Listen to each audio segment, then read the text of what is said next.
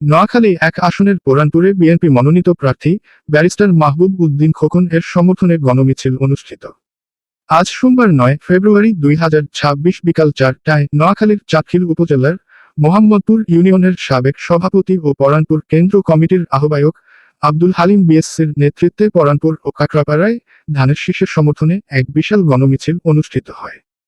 উক্ত গণমিছিলে আরও উপস্থিত ছিলেন চাটখিল উপজেলা বিএনপি আহ্বায়ক কমিটির সম্মানিত সদস্য মোহাম্মদ তাজুল ইসলাম চৌধুরী, চাটখিল উপজেলা কৃষক দলের সাবেক যুগ্ম আহ্বায়ক মোহাম্মদ জাহাঙ্গীর আলম,